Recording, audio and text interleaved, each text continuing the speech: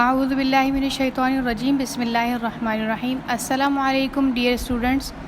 میں ہوں آپ کی اسلامیات کی ٹیچر، آپ کو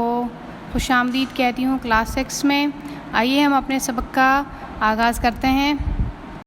بچوں، جیسا کہ ہم نے اپنے سبق میں پچھلے حصے میں اذان کے بارے میں پڑھا تھا کہ اذان کی ابتدا کیسے ہوئی، اذان کی معنی کیا ہے، آج ہم اذان اور مؤذن کی فضیلت کے بارے میں پڑھیں گے، یعنی مؤذن جو اذان دیتا ہے۔ اور پہلے ہم کتاب میں دیے گئے پیراگراف کو پڑھتے ہیں کہ ہماری کتاب کیا کہتی ہے۔ رسول اکرم صلی اللہ علیہ وسلم نے اذان اور مؤذن کی فضیلت ان الفاظ میں بیان فرمائی ہے: جہاں تک اذان کے وقت شیطان پر خوف اور ہیبت طاری ہو جاتی ہے اور وہ انتہائی بدحواسی کے عالم میں بھاگتا ہے، یعنی جب اذان دی جاتی ہے اس وقت شیطان اتنا پریشان ہو جاتا ہے اور اس پہ اتنا خوف طاری ہو جاتا ہے کہ بس اس کو سمجھ میں نہیں آتا کہ وہ جائے تو جائے کہاں۔ جہاں تک اذان کی آواز پہنچتی ہے وہ بالکل نہیں ٹھہرتا، یعنی کہ جیسے کسی انسان کو تکلیف ہوتی ہے نا کسی چیز سے، تو پھر وہ اس سے دور دور بھاگتا ہے، اسی طرح سے شیطان کو اذان کی آواز سے تکلیف ہوتی ہے اور وہ اتنی دور چلا جاتا ہے کہ جہاں پہ اذان کی آواز جو ہے وہ نہ پہنچ پائے۔ جس مقام پر اذان دی جاتی ہے وہاں پر اللہ تعالیٰ کی رحمت نازل ہوتی ہے اور وہ مقام عذاب و آفات سے محفوظ رہتا ہے، یعنی کہ جہاں اذان دی جاتی ہے وہاں اللہ تعالیٰ کی بہت رحمت ہوتی ہے اور وہاں کوئی عذاب نہیں آ سکتا، وہاں کوئی آفت نہیں آ سکتی، کوئی مصیبت نہیں آ سکتی، وہ جگہ محفوظ ہوتی ہے، پھر چاہے وہ گھر ہو یا مسجد ہو۔ اذان دینے والے کی آواز جہاں تک جاتی ہے وہاں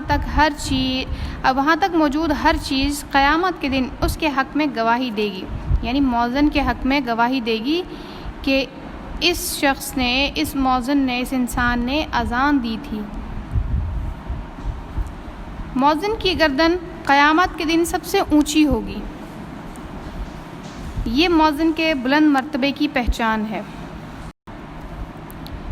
جو آدمی 1 سال تک برابر اذان دے اور محض اجر آخرت کا طالب ہو تو اس کے لیے جنت واجب ہو جاتی ہے، یعنی جو مسلمان جو ہے 1 سال تک اذان دے گا اس کو بہت بہت اجر ملے گا، اور صرف آخرت کا ہی وہ مطلب آخرت میں اس کو اچھا اجر ملنے کا ہی وعدہ نہیں کیا اللہ تعالیٰ نے، بلکہ اس پہ جنت بھی واجب کر دی گئی ہے۔ آئیے اب ہم پڑھتے ہیں اذان دینے کے طریقے کے بارے میں کہ اذان دینے کا طریقہ کیا ہے۔ اسلامی تعلیمات کے مطابق مؤذن کو 5 وقتہ نمازی اور بہترین کردار کا مالک ہونا چاہیے، اس کا جسم اور لباس پاک ہو، باوضو ہو، اونچی اور پاک جگہ پر کھڑا ہو، اپنی شہادت کی انگلی کانوں میں ڈالے اور بلند آواز میں اذان دے۔ اذان کی آواز سن کر مسجد کی طرف رخ کرنا در حقیقت فلاح کے راستے پر قدم رکھنا ہے، یعنی جو اذان دینے والا مؤذن ہو، جو بننا چاہتا ہے یہ جو مؤذن ہو، اس کے لیے لازمی ہے کہ وہ 5 وقت کا نمازی ہو، اچھے کردار کا مالک ہو، جھوٹ نہ بولتا ہو، چغلی نہ کرتا ہو، غیبت نہ کرتا ہو، کسی کا حق نہ مارتا ہو، لڑائی جھگڑے نہ کرتا ہو، جسم اور لباس پاک ہو، باوضو ہو، یعنی کہ کپڑے بھی پاک ہونے چاہیے، جسم بھی پاک ہونا چاہیے، اور وضو کر کے اذان دینی چاہیے، اور اونچی جگہ پہ کھڑے ہو کے اذان دینی چاہیے، اور اپنی جو شہادت کی انگلی ہے، یعنی یہ والی جو انگلی ہوتی ہے وہ اپنے کانوں میں ڈال کے اور پھر اذان دے۔ اذان کی آواز سن کے جو مسلمان نماز کی طرف چل دے، نماز پڑھنے کے لیے، نماز ادا کرنے کے لیے مسجد کی طرف چلا جائے، تو سمجھ لیں کہ وہ اپنی کامیابی کی طرف جا رہے ہیں۔ اس راستے پر جانے والے اپنے کاموں کو چھوڑ کر ایک ایسی عبادت کی طرف بڑھتا ہے جو اس کے نفس کا تزکیہ کرتی ہے،